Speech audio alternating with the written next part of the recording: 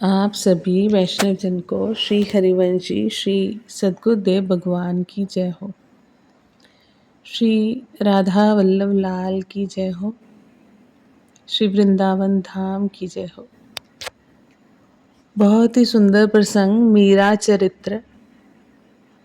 इस पर हम गुरु कृपा से कथन और श्रवण करने का, मनन और चिंतन करने का गुरु कृपा से प्रयास करेंगे।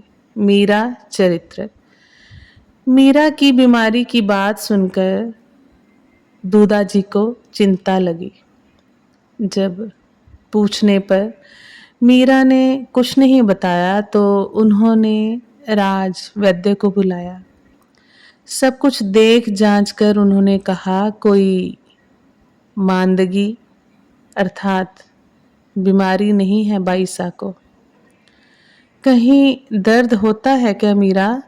दूधा जी ने कहा, वैद्य जी को बताओ। मीरा की समझ में नहीं आया कि वो क्या कहे। वह उठकर खड़ी हो गई और दूधा जी की ओर देखकर बोली, मैंने कब कहा बाबोसा कि मैं बीमार हूं या मेरा कुछ दुखता है? ये तो आप ही सबका विचार है। मैं तो ये कहने आई थी कि मुझे संगीत और योगाभ्यास के लिए कुछ एकांत चाहिए। उसी समय योगी श्री निवृत्त नाथ जी और बाबा बिहारी दास जी उसकी अस्वस्थता का समाचार पाकर वहां आ गए। क्या हुआ बेटी को? बिहारी दास जी ने पूछा। मीरा ने दोनों को प्रणाम किया।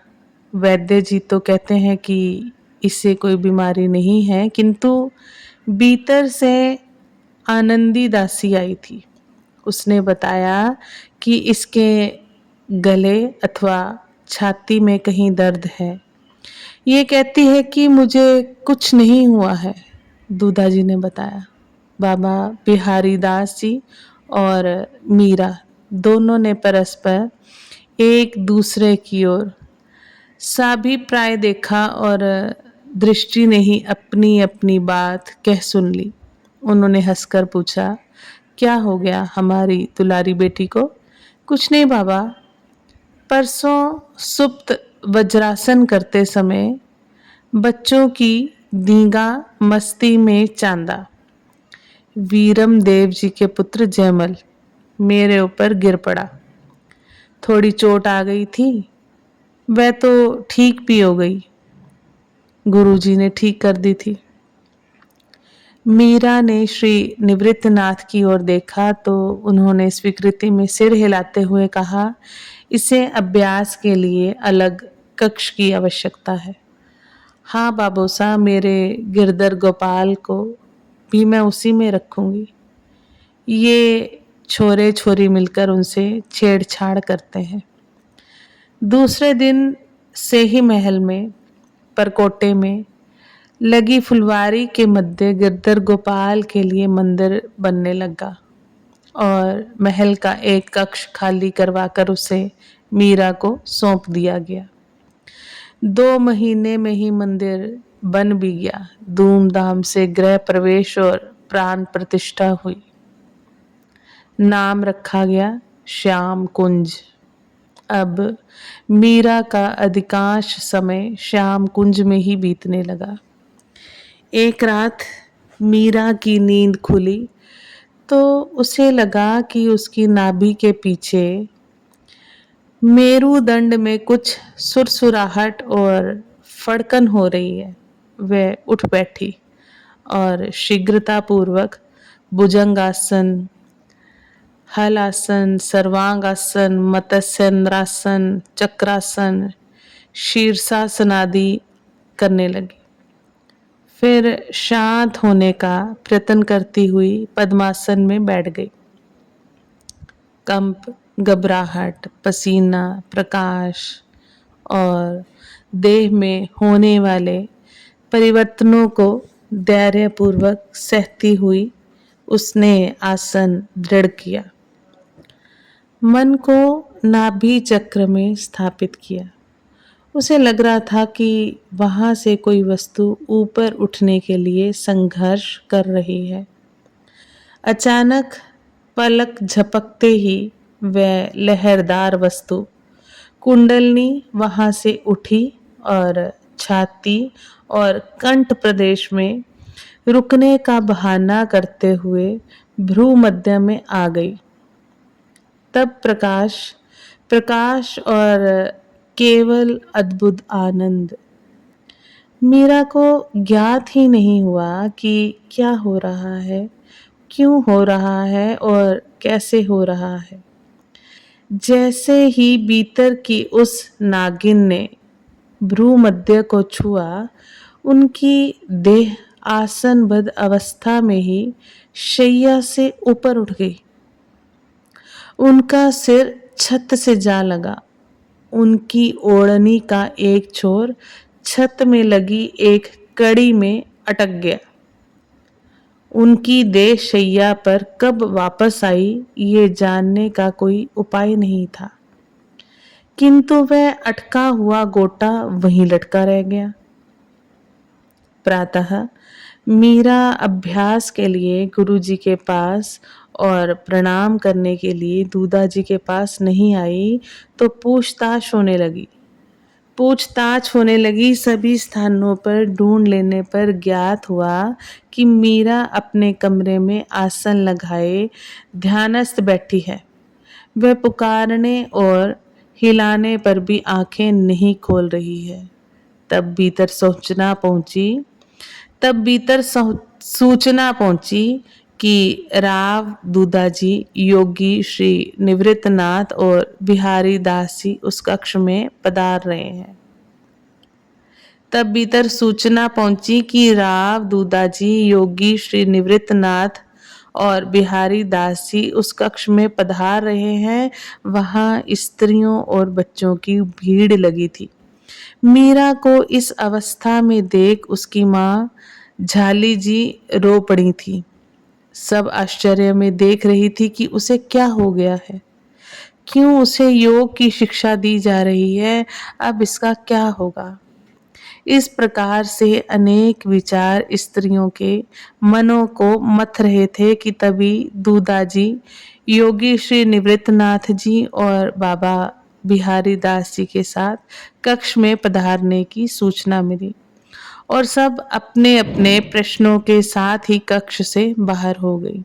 श्री निवृत्तनाथ जी ने नाड़ी और हृदय गति की परीक्षा की और वहीं कक्ष में पड़ी चौकी पर बैठकर नेत्र मूंद लिए बाबा बिहारी दास जी की दृष्टि ऊपर कड़ी में टंगे गोटे की किनारी पर गई और साथ ही देखा मीरा की ओढ़नी का छोर।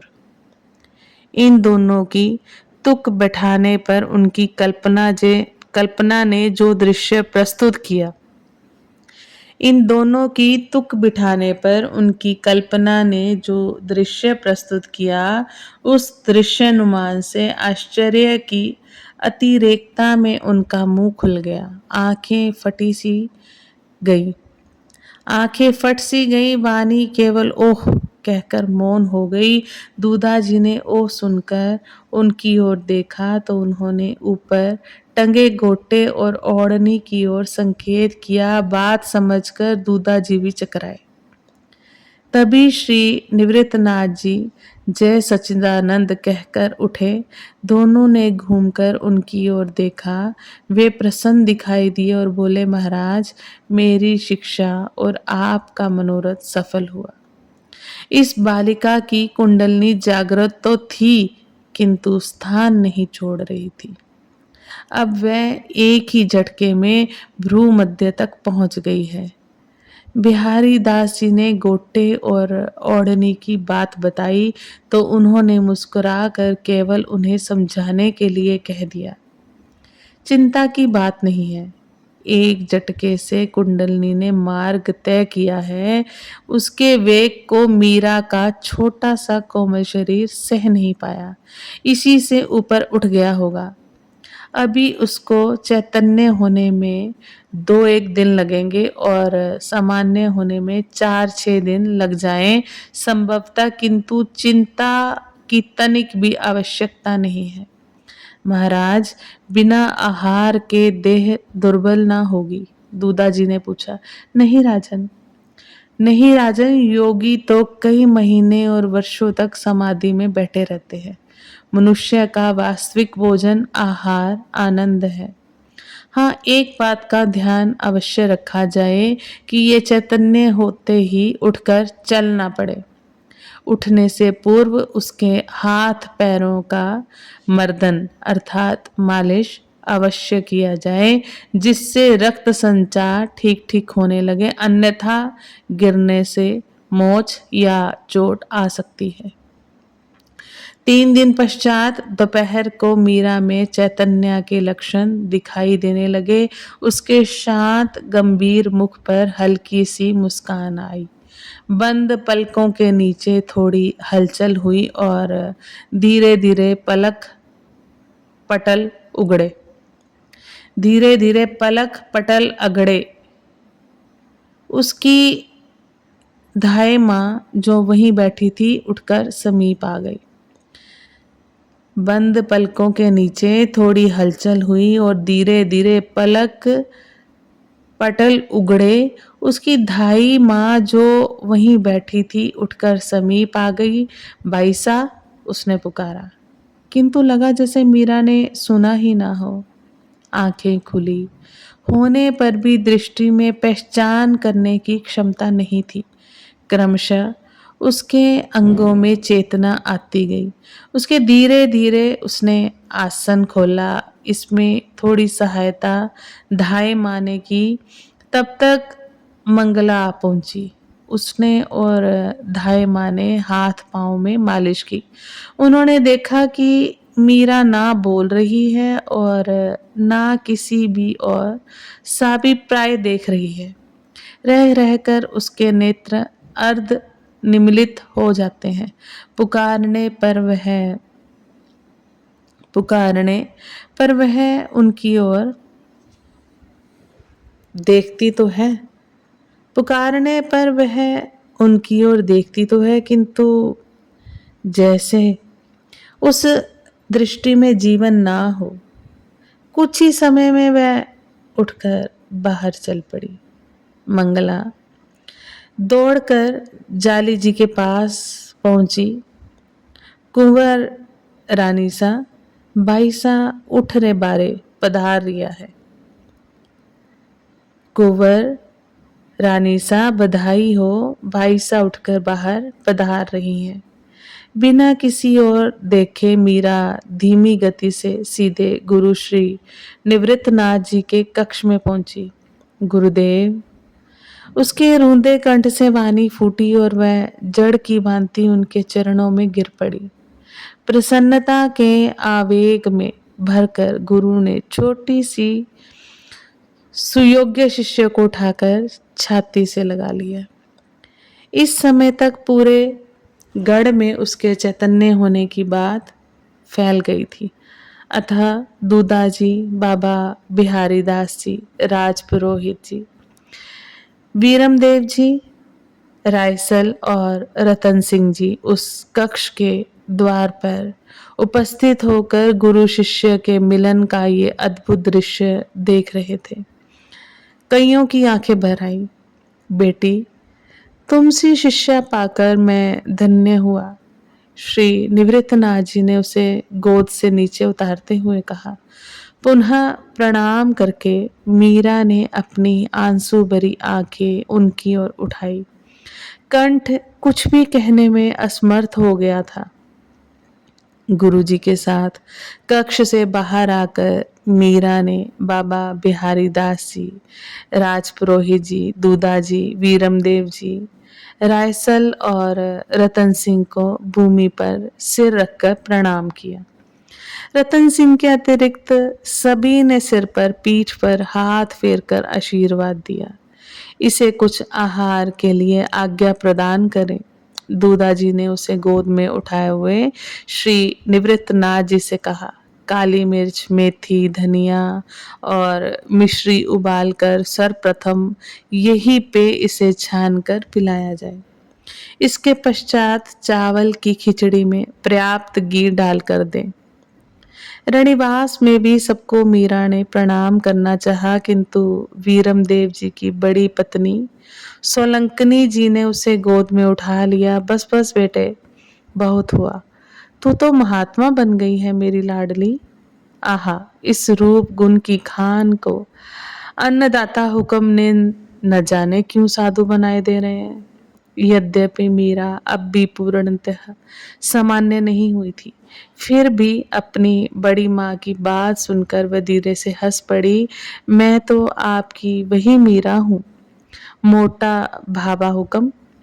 देखिए ना, वही वस्त्र और सब कुछ तो वही है। अकस्मात उन्हें अपने गिरधर की याद आई, छटपटा कर उनकी गोद से उतरी और श्याम कुंज की ओर दौड़ी। बच्चे भी साथ भागे। स्त्रियां अवाक देखती रह गई। मेरे स्वामी, मेरे प्रभु। उसने सिंहासन से उठाकर उन्हें हृदय से लगा लिया और नैनों की बरखा से भिगोने लगी। इतने दिन किसने तुम्हारी पूजा की श्याम सुंदर? किसने खिलाया पिलाया और सुलाया तुम्हें? तुम्हारी सेवा छोड़कर मैं किस समाधि, ध्यान और योग की पंचायत में पड़ गई। क्षमा करो, अब ऐसा ना होगा श्याम सुंदर। मंगला ने बताया कि पहले दिन चंपा और मिथिला की सहायता से छोटी कुंवर रानी सा मीरा की माँ ने और बाद के दोनों दिन जोशी जी ने गिरधर गोपाल की सेवा की थी। बहुत ही सुंदर प्रसंग। वाणी को हम यही विश्राम देते हैं। महाराज की कृपा से हम आगे प्रसंग को बढ़ाने का प्रयास करेंगे। आप सभी वैष्णव जन को श्री हरिवंशी श्री सद्गुरुदेव भगवान की जय हो। जय जय श्री राधे श्याम।